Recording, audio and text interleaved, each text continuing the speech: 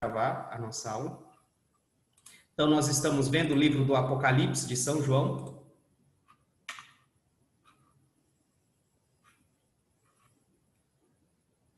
Sim, está gravando. Estamos aqui vendo o Apocalipse de São João para terminar. Vocês estão vendo todos, né? Qualquer dúvida que vocês tiverem, vocês podem estar me falando. A nossa avaliação, como tinha dito e até colocado, vi que todos conseguiram enxergar, pelo menos visualizaram no grupo, as nossas avaliações, que está quase todas em conjunto, né? Vocês vão ter aí seguido quase as avaliações. Nós teremos a nossa avaliação no dia 2. Assim que a nossa próxima aula, na próxima quarta-feira, será a nossa última aula desse semestre, depois somente em 2021. Depois nós teremos a nossa avaliação no dia 2 e depois no dia 9 nós faremos um repasso. Aqueles que precisarem, aqueles que gostarem e quiserem participar do repasso, não, na verdade é uma correção da avaliação. E eu entregarei também as notas para vocês também, né, no dia 9 de dezembro. Tá? Então estamos vendo o Apocalipse de São João, que é o último livro da Bíblia. Vimos a questão da canonicidade, da literatura apocalíptica vigente naquele momento, onde que nós depois contrastamos a literatura apocalíptica com o Apocalipse de São João, mostrando as características principais da apocalíptica e depois confrontando com o Apocalipse de São João, mostrando a singularidade, que é algo singular, o Apocalipse de São João. Vimos depois o estilo e a língua do Apocalipse. Estudamos um pouco a escrita, a parte literária do livro do Apocalipse, e onde nós também depois incluímos a data e o lugar de composição, incluímos as duas proposições, as duas teorias de quando seria da data possível, segundo aquilo que está narrado, e depois o local de composição que nós também colocamos. Depois apresentamos os destinatários e a finalidade do livro do Apocalipse, as 7 igrejas. Eu acho que nós paramos aqui, onde nós paramos? Nós vimos isso já, né? Me parece que nós paramos um pouco mais adiante. Tá, vimos então os destinatários, as 7 igrejas, né? E a finalidade. O autor, nós paramos o autor aqui? Sim, né? O autor, né? Nós tínhamos parado aqui, me parece, né? Pois então, o autor do Apocalipse. Pois em 4 ocasiões, o autor chama a si mesmo de João. Por exemplo, isso está no capítulo 1 do Apocalipse, né? Depois no capítulo 4, depois no capítulo 9 e 22 também. São os 4 lugares, né? 1, 4 e depois 22. Não se apresenta como apóstolo, senão que ele vai se apresentar como servo de Jesus Cristo, irmão e participante dos sofrimentos daqueles a quem escreve. Isso no versículo 9 vai estar colocando isso. Também ele vai se apresentar como profeta, no capítulo 10. Então ele não se mostra como apóstolo, se diz apenas que é João, a quem ele é revelado. A revelação de Jesus Cristo é dada a João, que é servo de Jesus Cristo, e também vai colocar como irmãos, né, aqueles a quem está sendo destinado essa obra, esse Apocalipse.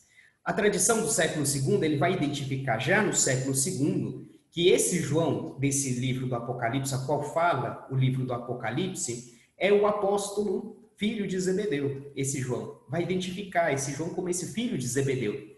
Já São Justino, no século II também, que se converteu no ano 135, mais ou menos, ele vai referir a um homem chamado João, que é um dos apóstolos de Cristo e que tinha recebido revelações que contém no Apocalipse. Vejam então, Justino, já em 135, que foi a sua conversão, ele já vai então escrever e colocar que esse João, ao qual está sendo escrito no Apocalipse, é um dos apóstolos de Cristo. Outros testemunhos vão confirmar depois essa mesma tradição. Por exemplo, Papias, Irineu, Orígenes, Tertuliano, Meliton de Sardes. Então, todos esses já vão estar, no decorrer do tempo, identificando o João do Apocalipse como o João apóstolo. Não com outro João, senão que o João apóstolo. Eusébio, ele vai falar de um presbítero de Roma, Gaio, que diz que o Apocalipse foi escrito por Cerinto, um gnóstico daquela época. Isso já é uma contraposição, segundo a história. Eusébio vai falar desse presbítero de Roma, né, Gaio, que esse Gaio vai afirmar que o Apocalipse foi escrito por Cerinto, que é um gnóstico daquela época.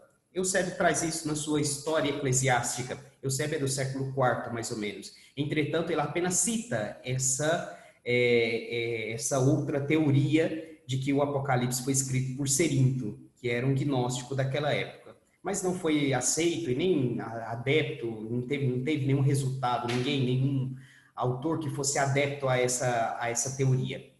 Dionísio de Alexandria, no século III, ele lutando contra as heresias milenaristas.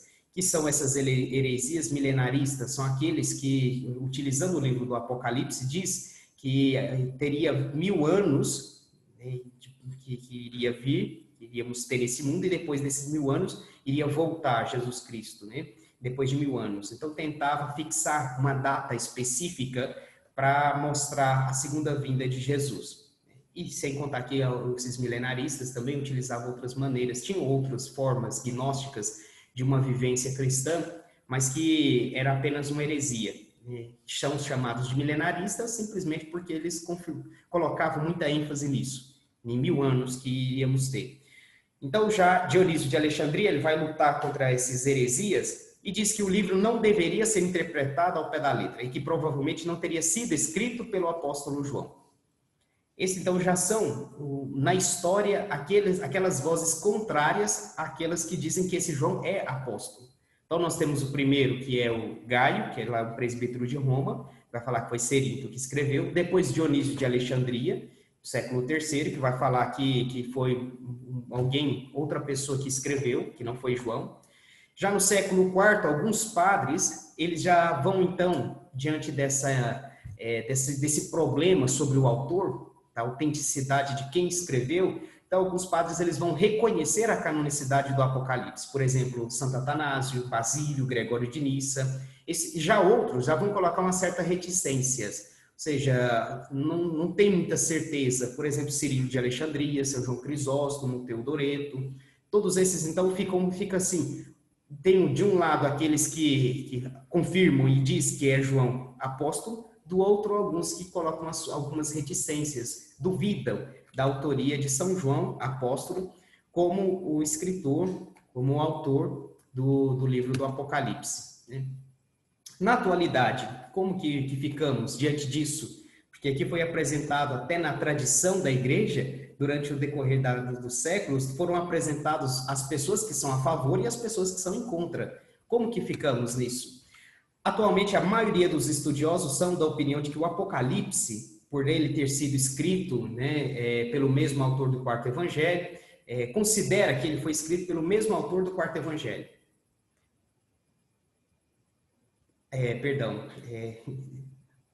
Hoje em dia considera que não pode ter sido escrito pelo mesmo autor do quarto evangelho. Isso. Porque são notáveis, né, as diferenças de estilo, vocabulários e pensamentos. Também o número de palavras comum é muito reduzido e algumas palavras-chave do Evangelho quase não aparecem no Apocalipse. Quando aparecem, são diferentes. Por exemplo, a palavra cordeiro. O quarto Evangelho vai aparecer como amnos, no grego. E já o Apocalipse já vai trazer como arnion. Você vê que, então, que uma mesma palavra parece que o vocabulário difere do quarto Evangelho para o Apocalipse. Então, a maioria dos autores dizem que é diferente, os autores do Apocalipse e do quarto evangelho, colocam isso daí. Agora, vamos ver, diante dessa problemática, então não foi João que escreveu? Vamos ver o caráter joanino do livro. Agora vamos ver no escrito em si. Nós vimos aqui na tradição, né, que tem esse problema de os a favor e os contras, que João, apóstolo, foi realmente o autor. Nós temos agora, na atualidade, que muitos consideram que não foi João, que não tem nenhuma característica. Agora nós vamos ver qual é o caráter joanino do livro, o qual vai até confirmar e considerar que possivelmente João poderia ser o autor, que não tem nenhum problema quanto a isso. Bem, as diferenças de vocabulário e de estilo entre o Apocalipse e o quarto evangelho apenas vão mostrar que provavelmente eles vieram de mãos distintas. Entretanto, levando em consideração as semelhanças de ambos e também a tradição que se apoia à autenticidade joanina, não se pode jamais excluir que ambos escritos se remontem a uma mesma autoridade apostólica, a de João apóstolo, discípulo amado. por mais que sejam estilos diferentes, não significa que eles não remetem a uma mesma autoridade.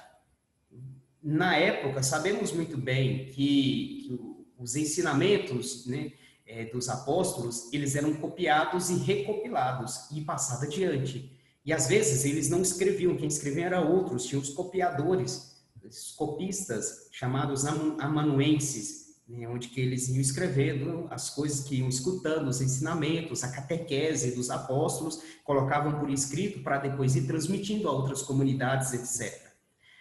Dentro das semelhanças entre o quarto evangelho e o livro do Apocalipse, nós vamos ver as seguintes semelhanças. Por exemplo, menciona Jesus Cristo como Logos. Veja que interessante isso. Jesus Cristo como Logos, palavra de Deus. Aí a gente faz a comparação entre João, capítulo 1, e Apocalipse, capítulo 19. Depois, alguns termos específicos, como atravessaram, inspirados em Zacarias 12, né, João 19 e Apocalipse 1. Esse termo é próprio de João. A gente vai perceber nisso, essa proximidade de João.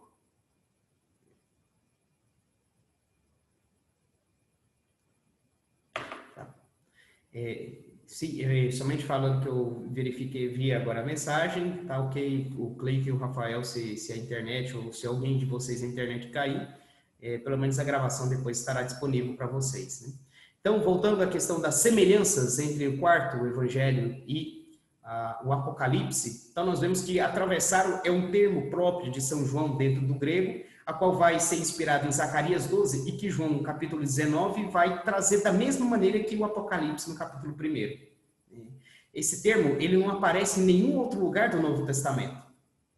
Também o verbo skenó, né, no Apocalipse 7 e João 1, mostra isso, né? E habitou esse Shkenó, Skeno, na verdade, isso daí vem de Shekinah, por exemplo, do habitar, da tenda onde habita Deus. Pois esse Skeno é Deus que habita entre os homens, Deus que se faz carne, né? E habitou entre nós. Capítulo 1, versículo 14 de São João. Pois esse termo é utilizado no Apocalipse também no capítulo 17, em relação ao habitar eterno de Deus entre o seu povo, que tampouco vai aparecer em nenhum outro lugar do Novo Testamento. Apesar da diferença terminológica, ambas obras dão grande importância ao Cordeiro Pascal. Tanto o quarto evangelho como o Apocalipse dá muita importância ao Cordeiro Pascal, por mais que uma coloca aminos e a outra coloca arnion, né, essa diferença, mas dá muita importância ao Cordeiro, por mais que o vocabulário sejam distintos ao falar sobre o Cordeiro. Então, nós vamos vendo que existe uma característica joanina que junta o quarto evangelho com o livro do Apocalipse. O que mais vai aproximar o Apocalipse do quarto evangelho vai ser a mensagem de fundo, de modo peculiar em que transmite essa mensagem. Por exemplo, o quarto evangelho ele vai começar mostrando Cristo como palavra viva, dirigida a Israel. No Apocalipse, começa mostrando Cristo, filho do homem, revelado na ressurreição.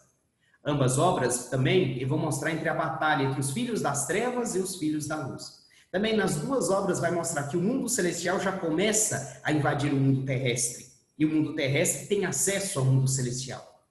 Vejam, depois, continuando a comparação, para vermos a característica do quarto evangelho com o Apocalipse, as duas obras vão ensinar que para chegar à glória, deverá passar pela cruz. Tem que morrer para viver para Deus. A cruz será instrumento de glorificação. E que tem que lavar as vestes no sangue do Cordeiro.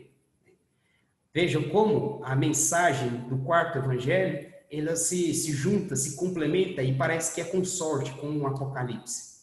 O Apocalipse também não é um escrito trágico, apesar do drama que relata. Transmite serenidade e muita esperança, o livro do Apocalipse. Luz e vida são conceitos chaves nos escritos joaninos e que estão muito presentes tanto no Apocalipse como também no quarto evangelho.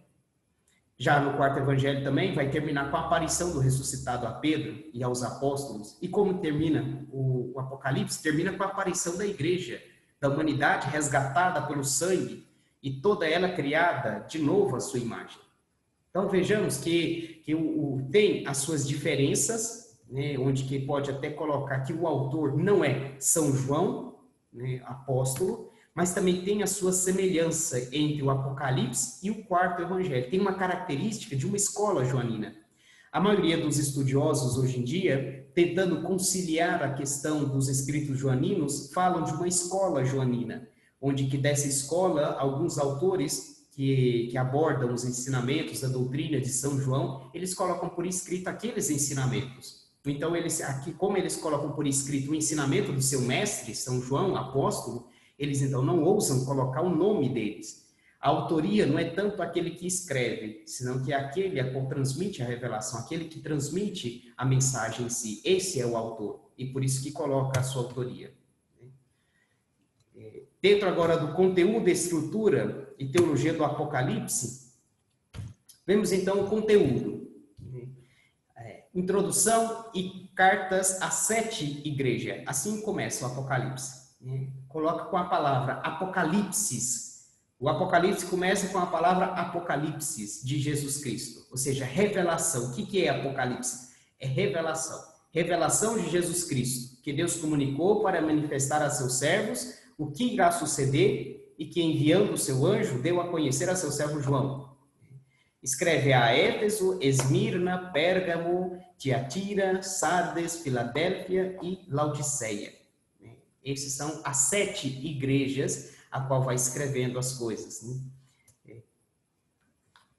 E é muito bonito porque vai exortando cada igreja e vai falando de uma maneira, algumas elogias, outras vai puxando a orelha, né? Vai mostrando os seus erros, etc. Depois vai colocar o cordeiro, vai apresentar o cordeiro e os septenários de selos e de trombetas. Vai falar dos 7 selos e das 7 trombetas. Quando se fala do número 7, mostra essa perfeição. Aí já começa então a mostrar uma revelação. Os inimigos de Deus, depois vai falar dos inimigos de Deus e os septenários dos cálices, os 7 cálices também. Depois fala das batalhas finais e vitória definitiva. E depois termina com o epílogo no capítulo 19, aos 22. No epílogo, ele se apresenta a oração do Espírito e a esposa. Outra solene advertência e uma despedida litúrgica e epistolar. Termina, então, a estrutura do Apocalipse colocando essa oração. Amém. Vem, Senhor Jesus. A graça do Senhor Jesus esteja sempre convosco. Não responde, o amor de Cristo nos uniu, ou contigo também. Então, coloca esse Maranatá. Algumas vezes você talvez tenha escutado esse Maranatá. O que significa Maranatá? Vem do verbo atá. Atá é o verbo vir. Esse atá está no imperativo. Quando se coloca o M, esse Maranatá, esse aratá, significa em referência a Jesus Cristo. E quando se coloca o M, então mostra esse imperativo. Vem, Senhor Jesus. Vem aquele de qual está falando. Do hebraico. Isso tem uma palavra hebraica, Maranatá, a qual São Paulo vai colocar isso nos seus escritos, e ele coloca Maranatá dentro do seu escrito em grego, mostrando esse sentido profundo que ele quer, né, insistir, dessa vinda de Jesus Cristo, dessa esperança de convocar a presença de Jesus. Bem, quanto à questão da estrutura dentro do Apocalipse de São João, nós vemos os septenários. Várias vezes colocam isso, os septenários. Vocês veem aqui, por exemplo, no conteúdo, tem os septenários dos selos, septenário dos cálices, das trombetas. Isso é muito importante dentro do livro do Apocalipse, porque os números são importantes. Alguns autores vão insistir em que o livro vai possuir certos indicadores que sugerem uma estrutura muito específica e precisa. Ou seja, algumas marcas literárias, repetições ou giros, agrupações de acontecimentos, sessões litúrgicas, mudança de cenário. Então, assim, dentro do livro do Apocalipse, nós temos esse septenário, que seria uma maneira de demonstrar uma estrutura específica. Por exemplo, coloca 7 igrejas, 7 selos, 7 trombetas, 7 cálices. E olha, dentro de todo o livro do Apocalipse também vai colocar o quê? 7 bem-aventuranças no decorrer do livro. Todo o livro vai ter 7 bem-aventuranças. O número 7 mostrando perfeição de uma revelação. Também, dentro das estruturas, vai mostrar uma estrutura quiástica ou progressiva. O que é uma estrutura quiástica? vocês veem o quiasmo, que está aí do livro do São João, a quarto evangelho, que o que é uma estrutura quiástica? Vejam só. A, o logos voltado para Deus, o logos mediador cósmico. B, C, benefícios ocasionados pelo logos. D, testemunho de São João Batista. E, a presença do logos no mundo. F, incredulidade do mundo de Israel. Agora vocês veem como que vai voltando. Parece que o F vai fazendo referência a outro F. A incredulidade do mundo de Israel vai ser acolhida pela fé, tornar-se filho de Deus. No F. Depois o E vai fazer referência também. A presença do Logos no mundo vai colocar a habitação do Logos encarnado. Depois o D também faz referência. Testemunho de João Batista, o testemunho de João Batista. O C, a plenitude da graça. C, benefícios ocasionados pelo Logos. Depois o B, o Logos mediador cósmico. Aí depois o B vai colocar também embaixo, o mediador da salvação. E o Logos voltado para Deus, A vai fazer referência a A, o Filho único revelador. Isso é uma estrutura quiástica. É uma maneira de escrever onde que vai colocando essas proposições em relação um com o outro. É uma estrutura pode dizer parabólica, uma estrutura de maneira literária muito grafina, que apenas são algumas pessoas que conseguem estar escrevendo dessa maneira, tudo, né? Mas manifesta isso, essa estrutura quiástica dentro também dos escritos do Apocalipse. Graficamente parece como uma curva parabólica que põe de relevo o elemento central da sucessão. O clímax, então, da narração vai se encontrar não no final, mas ele vai se encontrar no centro. Ou seja, do centro vai partindo, então, destrinchando outra mensagem, outro conteúdo. Entretanto, outros autores também vão acreditar que a estrutura do livro do Apocalipse é uma estrutura linear e progressiva, apesar de estar dividido em duas partes desiguais, né? A 1 a 3 e depois a 4 a 22. Essa estrutura. São apenas a maneira, essa estrutura do livro do Apocalipse, apresentando para vocês. Agora vamos passar para a teologia do livro do Apocalipse. O Apocalipse, quando se fala de teologia do livro do Apocalipse, se fala de um estudo sobre essa revelação de Deus em si, no livro do Apocalipse. O Apocalipse ele tem grande interesse desde o ponto de vista litúrgico, principalmente. Formalmente, se pode considerar um drama litúrgico situado dentro de um marco do dia do Senhor, com numerosas aclamações, cânticos e imagens de caráter cultual. Junto com a carta aos Hebreus, acentua a relação entre a liturgia da terra e a liturgia do céu. O Apocalipse nos faz entrever a liturgia celestial. E tudo, a revelação, se vai passar no dia do Senhor. Quando alguém perguntar para vocês, onde que está falando domingo na Sagrada Escritura? Aí vocês vão e apresentam para eles o livro do Apocalipse. A revelação se dá no dia do Senhor. O que é o domingo? O dia do Senhor. É o dia do Senhor, domingo. É o livro que mais faz relação com o Antigo Testamento por meio das imagens e conceitos. E de uma maneira velada, através das imagens e conceitos, faz muita relação, principalmente com os profetas. Também o Apocalipse, ele vai proclamar o reino universal de Deus, Todo-Poderoso, frente às pretensões dos imperadores romanos. Ele vai apresentar a Deus como Alfa e Ômega, e faz uma relação com o nome de Deus, Yahvé, o que era, é e será. Fala justamente disso, esse Alfa e Ômega relacionando com Yahvé. A palavra de Yahvé significa o Deus que era, que é e será. Não é apenas aquele que é, mas aquele que detém todo o poder do passado, do presente e do futuro. Junto com uma figura do Pantocrator, algumas vezes vocês já viram essa figura do Pantocrator, por exemplo, essa figura que vocês estão vendo aí, é uma figura do Pantocrator. E Pantocrator é criador de todas as coisas, né? Numa posição de criador de todas as coisas. São João vai apresentar a imagem do trono, colocando Deus 7 vezes no trono. É o número 7 novamente. Balkan, ele vai falar sobre essa questão da perspectiva teológica do livro do Apocalipse, vai dizer o seguinte: o que resulta decisivo para a perspectiva teológica do Apocalipse é a fé na soberania de Deus sobre todas as coisas. Então ele vai apresentar isso, que a teologia, a perspectiva teológica principal do Apocalipse é colocar a Deus como Senhor de todas as coisas, mostrando essa soberania. Ele está no controle de tudo. E diante das perseguições que aquelas comunidades estavam sofrendo, o livro do Apocalipse era como um bálsamo, é como um consolo. Porque mesmo com tudo aquilo que eles estavam sofrendo, eles tinham a certeza da vitória de Jesus Cristo. É um livro cheio de esperança porque mostra esse Senhor soberano de todas as coisas. E realmente, dentro desse conceito, nós podemos ver que a teologia do livro do Apocalipse, ela vai se resumir nessa soberania divina, que se dá em Jesus Cristo.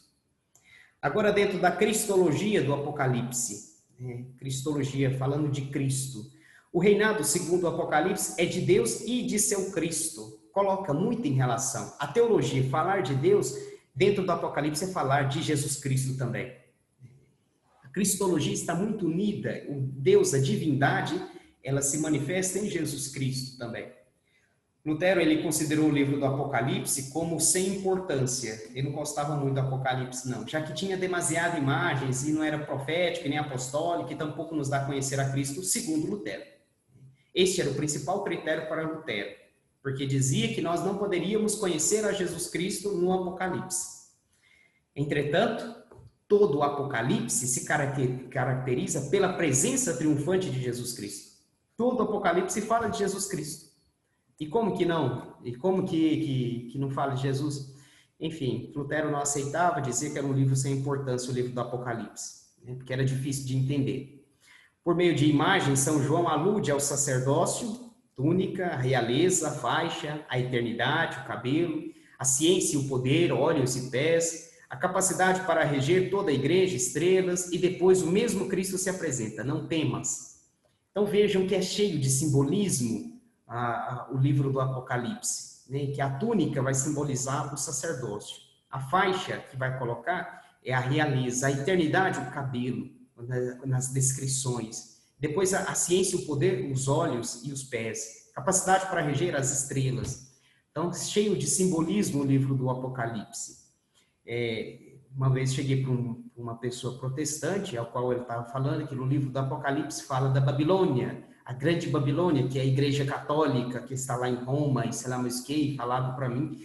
Eu falava, olha, mas você sabe que Lutero, ele não considerava nem como inspirado o livro do Apocalipse, que ele não considerava muito o livro do Apocalipse, não, né? Não, mas eu considero o livro do Apocalipse. Ah, então tá bom, né? São tantos protestantes quanto as areias do mar, quantas estrelas do céu. Multiplicou tantas mentalidades, tantos pensamentos tão divergentes entre si, que é meio complicado nós falarmos de um protestantismo ligado a Lutero, hoje em dia. Parece que não se pode mais, né? Enfim, Lutero considerava, então, o Apocalipse como um livro sem importância, porque aí ele não podemos conhecer a Jesus Cristo. Em resposta disso, pelo Apocalipse conhecemos um Jesus Cristo triunfante, um Jesus Cristo que já nos garante a vitória, um Jesus Cristo que nos fala, não tem mais, que está junto a nós. E esse Jesus Cristo é quem nós invocamos, né? Maranatá, vem Senhor Jesus. Toda a graça do Senhor esteja convosco. Vem Senhor Jesus. Manifestamos esse sentimento. Depois da Eucaristia, depois da consagração da Santa Missa, o sacerdote, ele diz o seguinte, eis o mistério da fé. E tem uma resposta aqui mais usada pelas pessoas, que diz justamente isso, né? Anunciamos, Senhor, a vossa morte, proclamamos a vossa ressurreição. E depois fala, vinde, Senhor Jesus. Não sei se vocês já prestaram atenção, mas é muito bonito dizer isso. Quando Jesus se faz presente lá naquele momento, se dá para dizer quase essa esperança do Apocalipse se torna presente em cada celebração eucarística. Vinde, Senhor Jesus. Proclamamos sua morte e a sua ressurreição. Vinde, Senhor Jesus. Ao mesmo tempo que manifestamos esse sentimento de pedir que ele venha, nós ao mesmo tempo confessamos que ele veio na Eucaristia. Aquele Jesus que virá na sua segunda vinda de modo glorioso, ele vem de maneira misteriosa dentro da Eucaristia. De uma maneira pequena, ele se faz presente no pão eucarístico. Vinde, Senhor Jesus. Bem, com isso, então, nós terminamos o livro do Apocalipse. Alguma dúvida? Acho que Cristologia do Apocalipse. Não, padre, foi explicação tranquilo, muito boa. Né? Tranquilo. Padre Carlito, Sim, então, só uma confirmação, a origem da palavra Maranatá é hebraico, hebraico. É uma palavra hebraica, não é grega. certo? Tá Então, bem? é só essa a minha dúvida, eu estava Uhum. confundindo se era o hebraico ou o grego. Não, é hebraico. É a origem hebraica. Que, na verdade, até também, na época eu estranhava, porque ele falava, escutava, e até tem grupos e tudo, né? Maranatá e tal. E eu falava, gente, mas o Evangelho de São João foi escrito em grego. E como assim que Maranatá? E depois, não, foi ver, é hebraico. Enfim, alguma outra dúvida sobre o livro do Apocalipse? Não, né?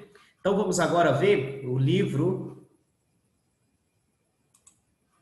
Vamos ver aqui agora, passando para os livros, a primeira ou segunda carta de São Pedro. Tentarei passar tudo hoje, a primeira e a segunda carta de São Pedro. É rápido, é simples as cartas de São Pedro, acho que dará para nós vermos as duas partes no dia de hoje, primeira e segunda carta de São Pedro. Dentro dessas cartas de São Pedro, incentivo que para vocês lerem, né, tanto o livro do Apocalipse como também lerem a primeira carta de São Pedro e a segunda carta de São Pedro também, que é importante para nós, principalmente no estudo bíblico. E no seu momento já vamos ver a importância de cada carta e por que é importante. Bem, lugar e significado dentro do cânon. Quando se fala dentro do cânon, se fala de uma maneira inspirada. Ou seja, aonde, quando que nós recebemos dentro do cânon, quando se fala cânon, se fala como inspiração, inspirado pelo Espírito Santo para que seja a palavra de Deus. Lugar e significado, então, no cânon da primeira carta de São Pedro. No Novo Testamento, essa carta vai no Novo Testamento, Pedro em si, né, falando da pessoa de Pedro, ele vai ocupar lugar preeminente em Jerusalém, em Antioquia e Roma. Isso Atos dos Apóstolos já vai confirmar isso daí também. Ele vai tem uma comunidade ao qual tem um certo carinho por ele em Jerusalém, em primeiro lugar, depois em Antioquia e depois em Roma. A sua morte vai ser datada mais ou menos por volta de 64 e 66, durante a perseguição de Nero. Em eclesiologia, não sei se vocês já fizeram essa matéria, eclesiologia, vocês vão estudar sobre a questão do primado de Pedro em Roma, e sobre a tumba de Pedro, as objeções da tumba de Pedro e tudo mais. Cabe ressaltar isso, que a morte dele é datada dentro dessa época, apesar de ter algumas vozes dissonantes, principalmente nos dias atuais, datando a morte de São Pedro posteriormente à perseguição de Nero, posterior à perseguição de Nero. Mas, de forma geral, é considerada 64 e 66 durante a perseguição de Nero. Depois, os evangelhos também vão mostrar o papel de cabeça da igreja de Pedro. João 21 vai mostrar ele como líder missionário, apacenta as minhas ovelhas. Depois, em Lucas 22, vai colocar, confirma teus irmãos. Em Mateus 16, vai colocar Pedro, que vai mostrar que Pedro é a rocha sobre a qual Jesus vai construir a sua igreja e vai lhe entregar as chaves, né? Tudo que ligares no céu será ligado na terra. Tudo que desligares no céu será desligado na terra. Na antiguidade, ninguém colocava em dúvida essa autenticidade da primeira carta de São Pedro, nem seu caráter inspirado e canônico. São Clemente, São Policarpo, São Justino, São Irineu, no século II, todos eles vão mostrar isso, que a primeira carta de São Pedro era inspirado e era canônica, e era próprio de São Pedro. Ninguém duvidava dessa autenticidade dessa carta. São Irineu, ele vai ser o primeiro que vai citar e fazer uma referência explícita à primeira carta de São Pedro. Clemente de Alexandria, em 214, por exemplo, ele vai escrever o primeiro comentário à carta de São Pedro, a essa carta de São Pedro. Todos os cânones, que também nos primeiros séculos do cristianismo, eles vão aparecer, vão mostrar a primeira carta de São Pedro. O cânon de Laodiceia, de Hipona, de Cartago. O único que destoa é o cânon de Muratori, que é do século século II, terceiro mais ou menos. E provavelmente ele não considera isso porque talvez o documento não tenha se conservado integralmente. Então, por isso que não considerava como uma carta inspirada, não se colocou como os livros inspirados dentro do cânon. nesse cânon muratório. Mas, posteriormente, muitos, na maioria dos primeiros cristãos, já consideravam, a sua grande maioria, não duvidava dessa autenticidade da primeira carta de São Pedro.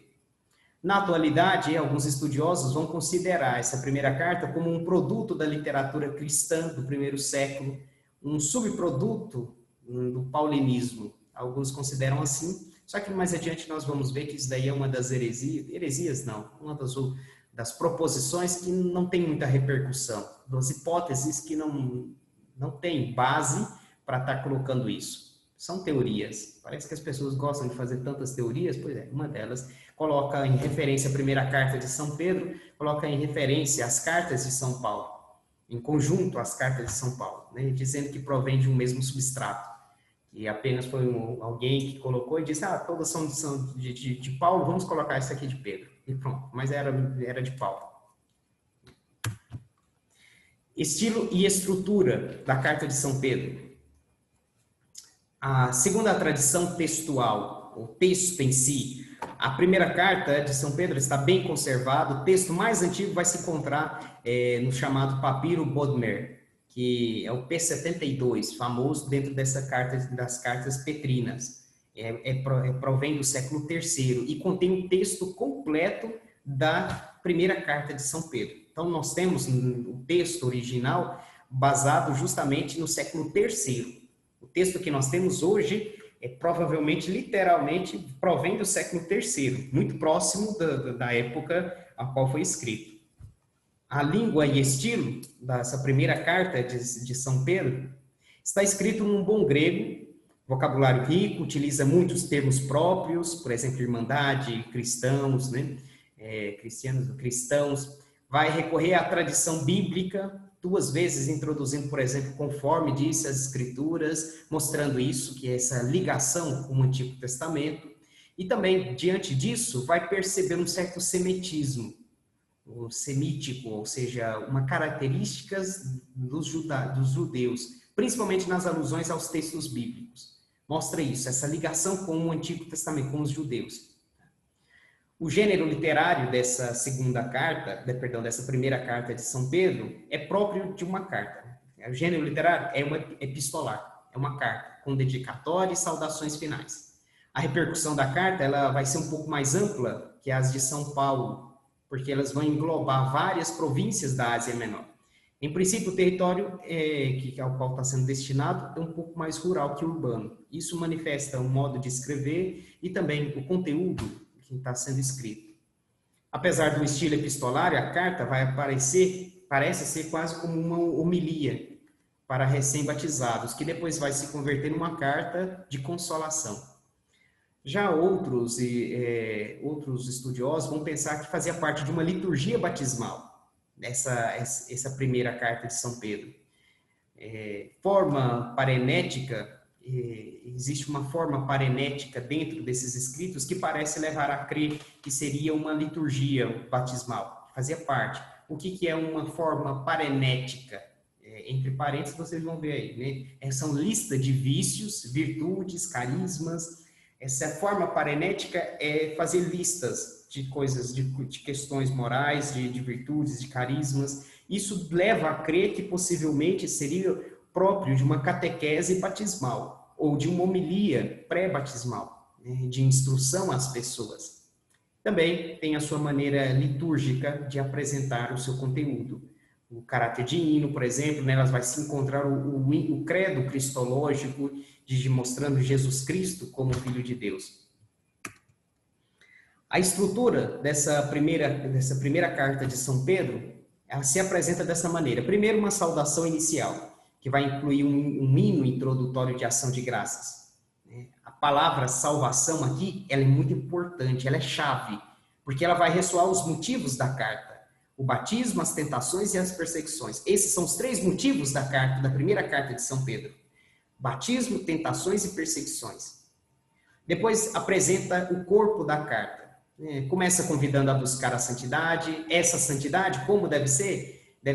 Como deve se manifestar? Deve se manifestar na caridade. A santidade se manifesta na caridade.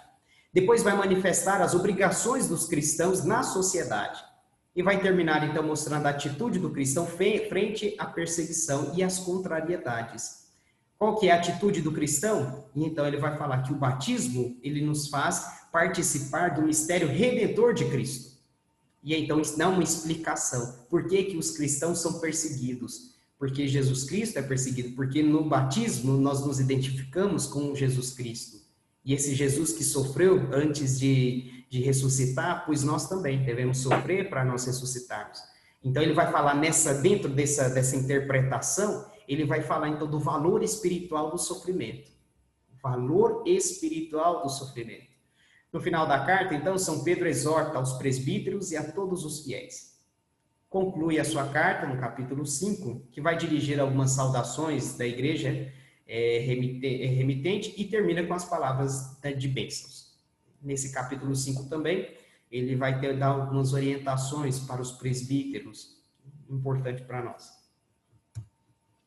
Essa é a estrutura.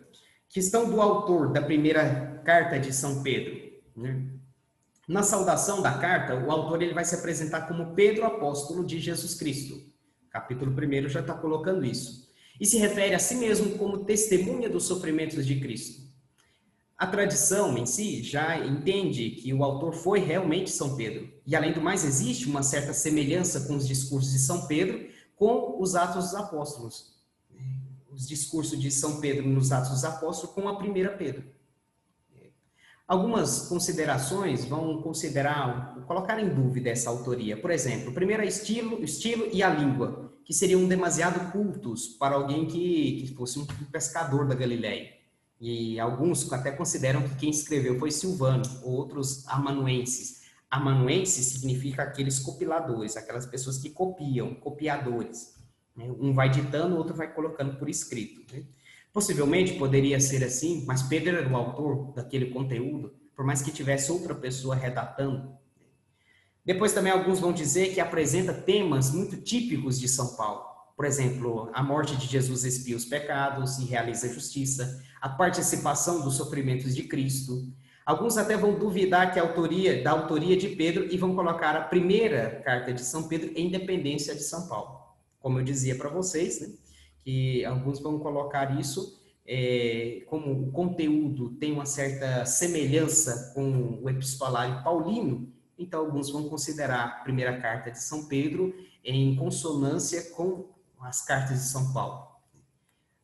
Alguns colocam isso, mas isso não é certo a se fazer, né? E a gente vai ver mais adiante também essa questão da primeira carta de São Pedro.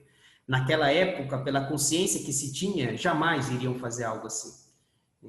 Colocaram a autoria que era de Paulo colocar de Pedro. Não tinha porquê eles fazerem isso. Não tinha porquê.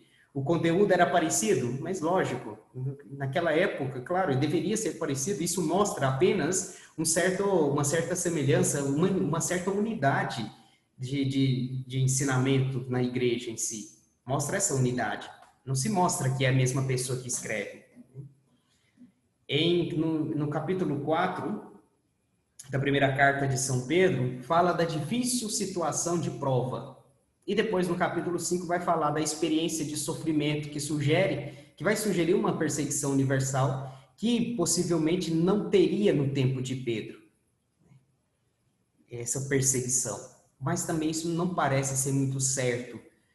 Porque não parece que é uma perseguição geral e grandiosa, generalizada, como alguns propõem. Depois também a organização apresentada no capítulo 5 seria mais próprio de um período posterior. Essas são considerações que estão fazendo para colocar que foi posterior essa carta a São Pedro. O autor ele se chama de Pedro em vez de Simão, talvez para mostrar a autoridade do apóstolo. Então, mostrando isso, que como foi dada a autoria de outra pessoa, então, ou seja, uma pessoa escreveu e outra pessoa foi e colocou a autoria de Pedro, então mostra essa separação colocando apenas Pedro em vez de Simão. Isso não tem nada a ver. Alguns colocam a carta posterior ao martírio de Pedro como composição de seus discípulos. E também outra proposição que vai colocar em dúvida que foi a carta mesmo de São Pedro é que falta muito detalhe sobre Jesus Cristo. Se esperaria de Pedro que ele colocasse memórias pessoais sobre Jesus. Entretanto, isso não é algo necessário a se colocar. Mas essas são as proposições que vão colocar em dúvida a autoria de São Pedro. Mas a tradição em si coloca Pedro como autor. E como nós vimos no início desse conteúdo, toda a tradição, desde o século II, considera a primeira carta como de São Pedro. Existem essas outras proposições que vão colocar em dúvida, que eu apresentei para vocês, mas que são apenas teorias, que tampouco a gente tem que levar ao pé da letra. Prefiro, pessoalmente, ficar com a tradição. Depois, os destinatários e circunstâncias de composição.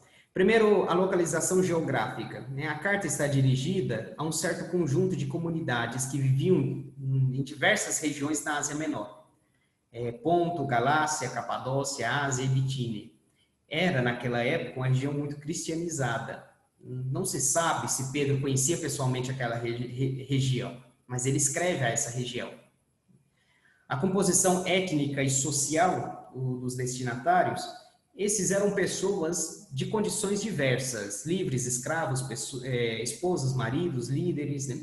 Tinha uma mistura também entre os convertidos do paganismo e os convertidos do judaísmo. E São Pedro, então, lhes recorda sempre o batismo que receberam e deixa perceptível, no capítulo 2, um certo apreço pelo judaísmo, mostrando que o cristianismo ele é uma continuidade com o povo de Israel. Pedro já demonstra isso, né? Um certo carinho especial aos judeus. O status social e a situação, o autor ele vai designar seus destinatários de forasteiros e peregrinos, mas isso não coloca como se fosse de maneira social que eles eram forasteiros e peregrinos realmente, senão que vai mostrar e até colocar que a peregrinação é a peregrinação espiritual, que nós estamos nesta terra como forasteiros e peregrinos em busca da pátria celeste. Esse é o sentido que Pedro queria colocar ali, já que ele não estava chamando os seus de forasteiros ou os destinatários, remetindo os seus escritos a forasteiros e peregrinos.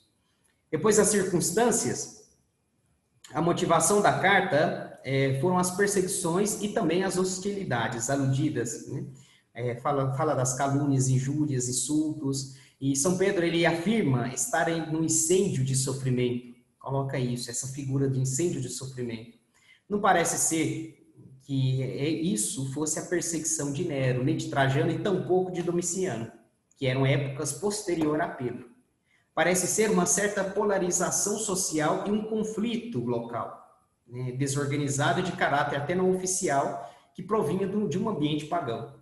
Não se considera que é algo geral, que é uma grande perseguição vinda de um imperador, por exemplo, como alguns colocavam e até sugeriam ao apresentar a carta de São Pedro posterior a São Pedro.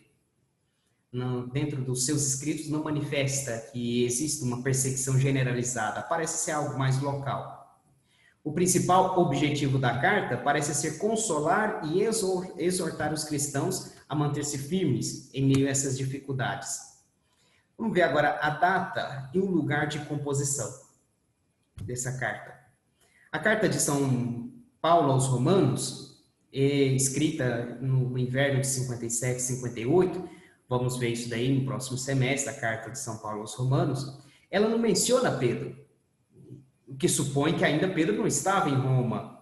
E a saudação inicial de 1 Pedro também supõe a propagação do cristianismo na Ásia Menor, o que nos leva a crer que foi escrita depois da última viagem de São Paulo àquela região. Ou seja, a viagem dele aconteceu do ano 50, 57, 58. Então, possivelmente, foi depois do ano 58 que foi escrito essa primeira carta de São Pedro. E deve-se pensar, então, também que foi anterior à perseguição de Nero. Ou seja, Nero, a perseguição dele foi por volta do ano 64. Assim, nós, então, podemos datar depois do 58, mais ou menos uns 60, e antes de 64. Então, a primeira carta de São Pedro está entre 60 e 64, considerando essas questões que eu apresentei para vocês. Alguns vão considerar que a organização apresentada somente aparece depois do ano 70 e considera que a carta foi escrita por um discípulo de Pedro entre o ano 70 e 90. É uma das teorias que apresenta isso, né? Mas que também não tem nenhuma base nem na tradição e nem na escritura em si. Na saudação final diz que foi escrita na Babilônia, o local. Sem dúvida alguma, isso faz uma alusão a Roma, que é a capital do Império Romano, simbolicamente chamada de Babilônia. A Babilônia do Apocalipse, a Babilônia da primeira carta de São Pedro, é referência a Roma, não a Igreja Católica. Tem nada a ver. A Babilônia não tem nada a ver com a Igreja Católica. É você fazer uma interpretação a longa escala, e muito longa escala, pulando, dando um salto no espaço e tempo, vindo dos primeiros séculos do cristianismo até na época atual, mostrando que já que a Igreja Católica está em Roma, então a Babilônia está em Babilônia, Roma, então a Igreja Católica é a Babilônia do Apocalipse. Isso daí eu acho que é um silogismo tão idiota que parte dos protestantes que não tem nem... É uma perda de tempo escutar uma coisa dessa, né?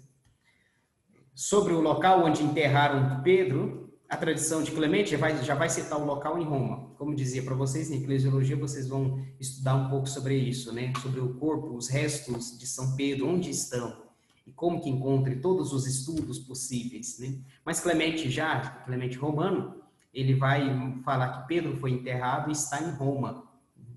Essa carta de Clemente é do ano 96 ao 125. Depois, conteúdos teológicos dentro dessa primeira carta. Seguindo uma catequese batismal, a carta ela vai recolher pontos doutrinais muito importantes para os cristãos, para que mantenham firmes na fé.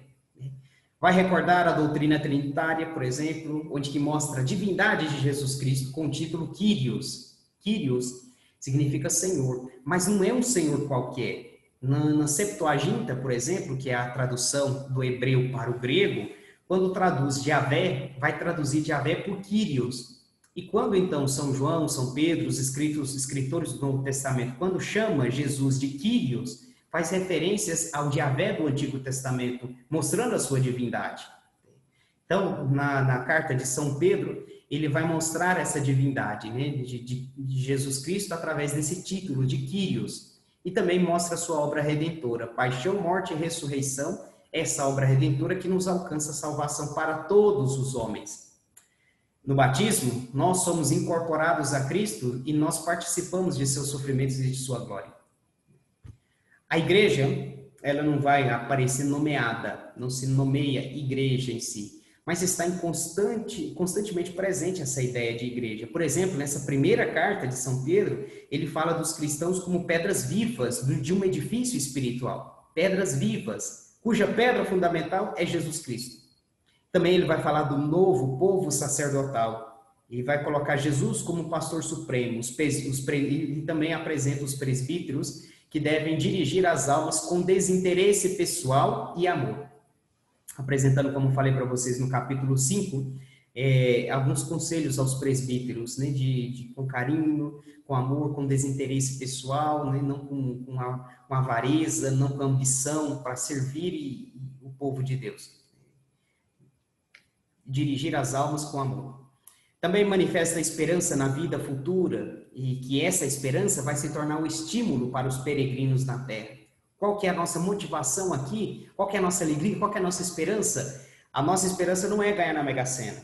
A nossa esperança não é que as coisas nos dê certo. A nossa esperança é a vida eterna, é a nossa vida futura. Essa é a nossa esperança. A esperança, então, ele vai ser o distintivo do crente e devem estar prontos para dar razão dela.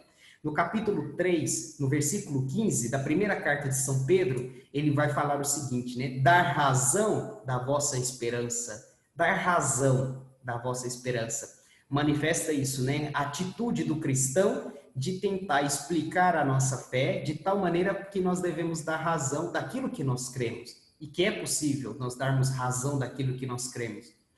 Dentro do âmbito protestante, você tem que crer, não importa no que, e você não tem que explicar, você tem que crer.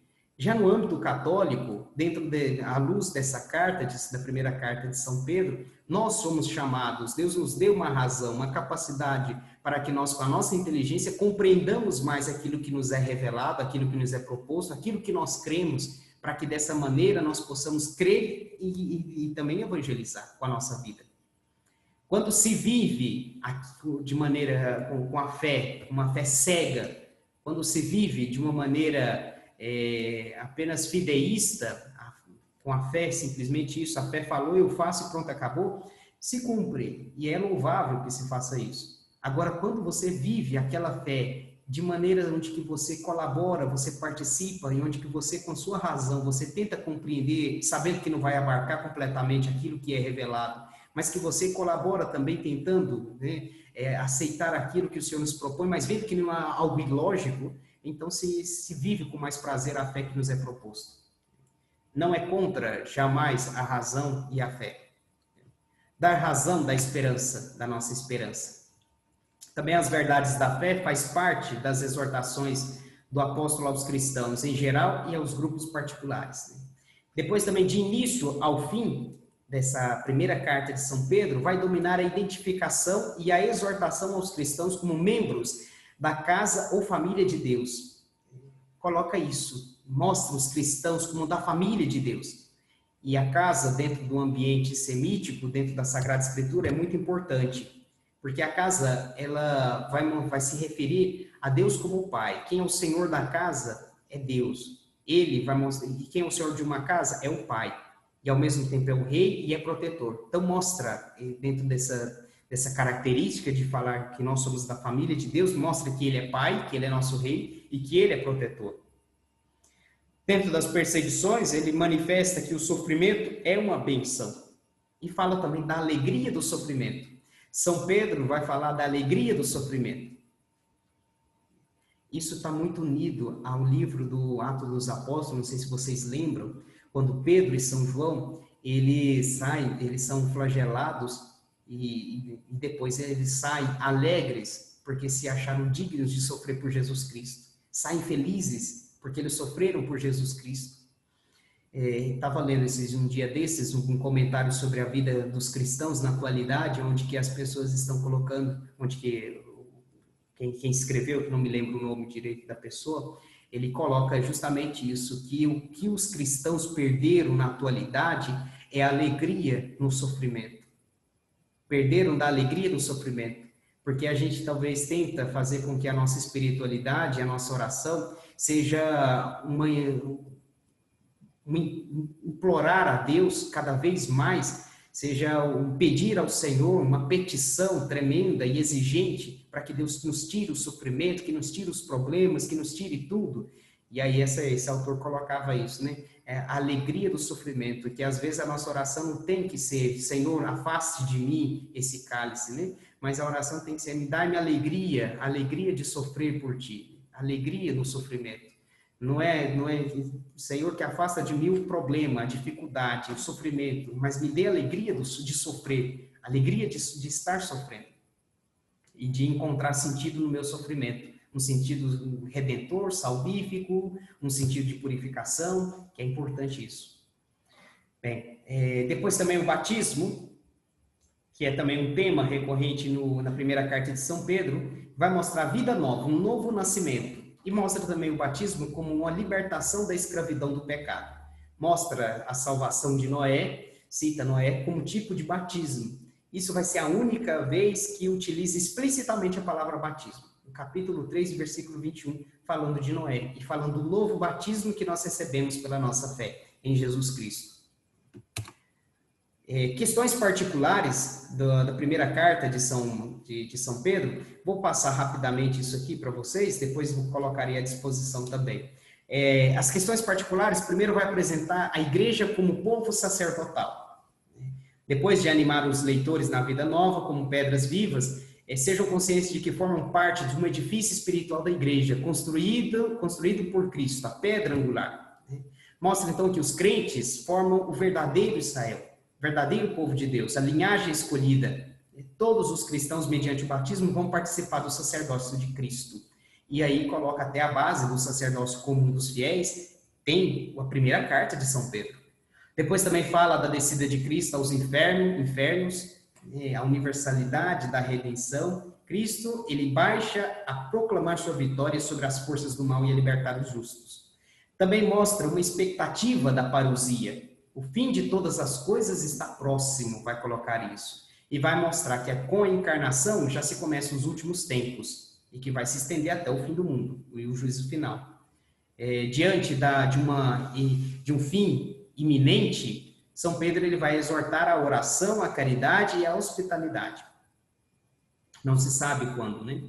Em relação com a tradição paulina, por exemplo, que a gente tinha falado um pouco sobre isso, Coster, ele fala de uma dependência da primeira carta de São Pedro com São Paulo.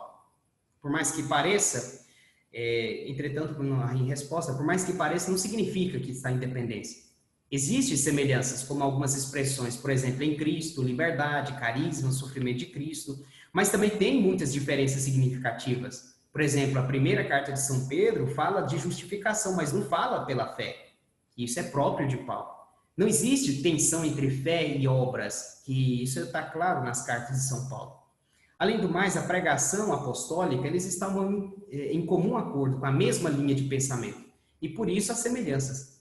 Também não existe escritos mais normativos que outros. Todos se completam segundo a necessidade da igreja naquele momento. Então não se pode colocar, se pode fazer uma relação entre 1 São Pedro e as cartas de São Paulo, se pode fazer uma relação, ver as semelhanças e tudo mais. Entretanto, não se pode colocar independência.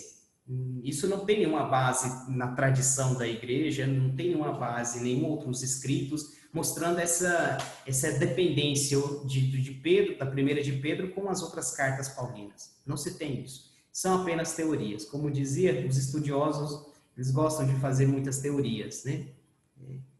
Eles fazem as teorias e nós estudamos. E tentamos rebater na medida do possível. As coisas parecem bem mais simples do que eles mostram, né? Talvez as teorias, segundo o que nós estamos vendo, segundo nossos estudos, podem complicar um pouco mais, porque tem a sua lógica ao apresentar essas teorias, mas eles têm que, nós devemos saber, são apenas teorias. O mais simples e o mais fácil é considerar a carta de São Pedro, né, a tradição sempre considerou, é uma palavra de Deus. Nós temos no Concílio de Trento, ao qual confirma pela igreja de maneira autêntica, com magistério autêntico, ex cátedra, então já afirma de uma maneira dogmática que é uma palavra de Deus, que é inspirada e tudo mais. E todo o conteúdo que está presente nessas cartas nos é palavra de Deus. Nos serve para instruir, nos serve para nós crescermos, escutar o que Deus nos pede, o que Deus quer da nossa vida. Bem, nós temos a segunda carta de São Pedro, que irei passar um pouquinho mais rápido isso daqui, sobre a canonicidade, acho que a gente vai ter que ver na próxima aula mesmo. Primeira carta de São Pedro. A segunda carta de São Pedro.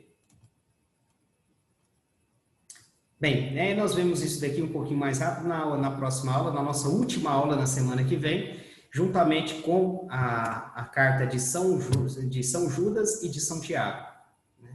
Essas duas cartas. Tentarei resumir o máximo possível para que vocês, para que a gente possa ver todas nessas cartas. Alguma dúvida sobre a primeira carta de São Pedro? Gente, vocês estão aí, né? Sim, ligado. Estamos aqui. Tá bem. Ainda bem. Eu falei assim, gente. Senhor Clóvis, o senhor está por aí, senhor Clóvis? Tinha colocado falta para o senhor. Desde o início, padre. Pois como eu faço nos cumprimentos iniciais,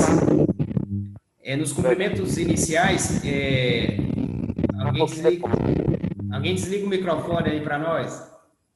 Pronto, obrigado. Nos cumprimentos iniciais, eu sempre faço a lista de chamada. Então, se eu não cumprimentei no início da aula, é bom que vocês me falem, né, que vocês chegaram, para que eu possa estar tirando aqui a falta de vocês. Bem, alguma questão mais a ser apresentada? Está todo mundo bem? Tudo tranquilo? Pois se não temos nada a dizer... Tranquilo. Então vamos terminar a nossa aula, né?